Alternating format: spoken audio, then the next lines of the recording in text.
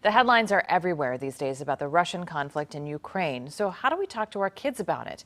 With us now to help with some tips is Dr. Jasmine Searcy-Pate, a local child pediatric psychologist. Good morning. Good morning. How are you? Great. Thanks so much for being with us. Like I just said, this is everywhere, right? The news is everywhere about this. Our kids absorb everything. How long do we keep them from the headlines? What age is it appropriate to start talking about this kind of heavy news? That's a great question. Over the past 3 weeks, I've had parents come in and say, wow, Jasmine is really talking about this. She's looking at the news. She's having dreams, right? She's thinking that it's World War III coming along. And what I tell parents is simply this, right? As young as age 2, right?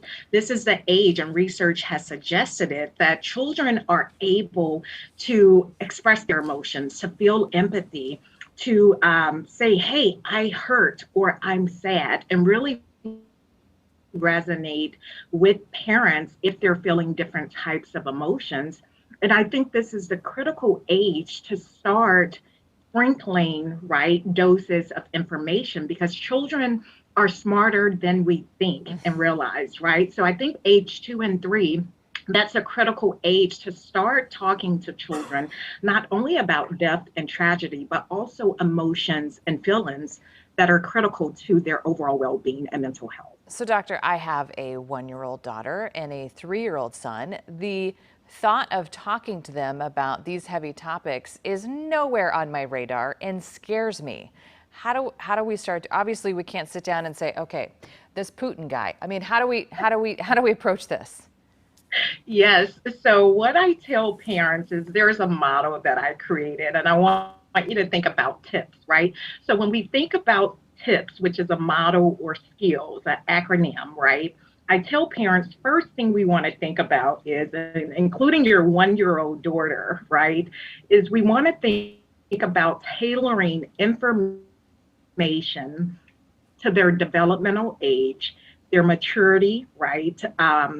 Their cognitive abilities, and exactly what they know, right? So I have parents to start it off with saying, Jasmine, tell me what you know about A, B, and C, right? Tell me what you know about what your sister said, what you saw on the news. That's the first step. But the TIPS model is pretty much talking about it in small doses, right? Mm-hmm. With children as young as 1, 2, and 3, we have to about death and tragedy. We have to say, hey, grandma was very sick. The doctors tried to save them and help them. However, her heart stopped working and she died, right? Or this happened, Yeah. right?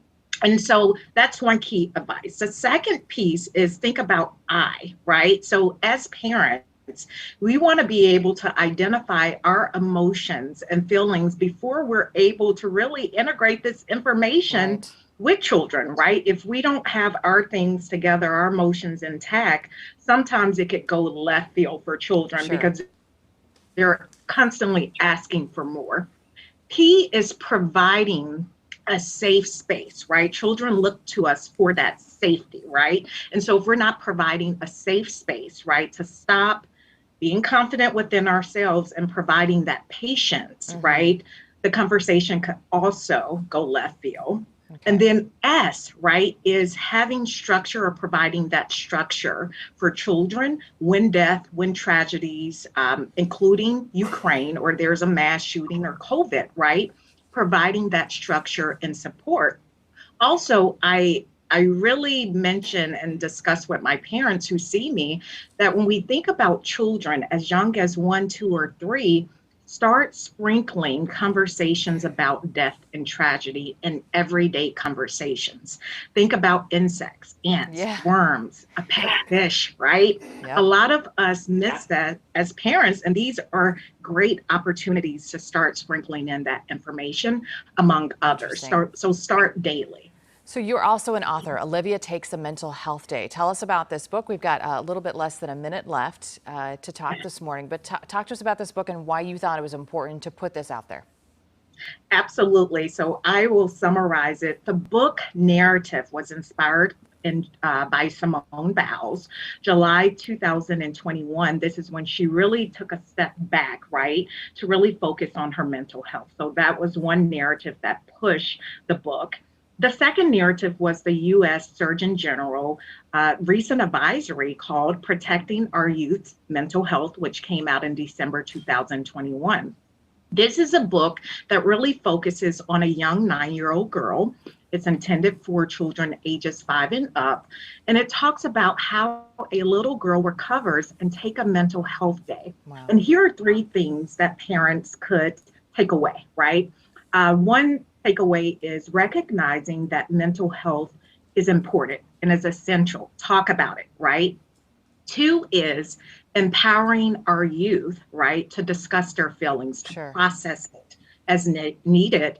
And the last one is ensuring that every child has access to quality mental health if needed. Dr. So those Jasmine are the Searcy takeaways. Tate, thank you so much for your time. I appreciate that. So sorry to cut you off. For more information, go to searcypediatrics.org. Thanks so much for being with us.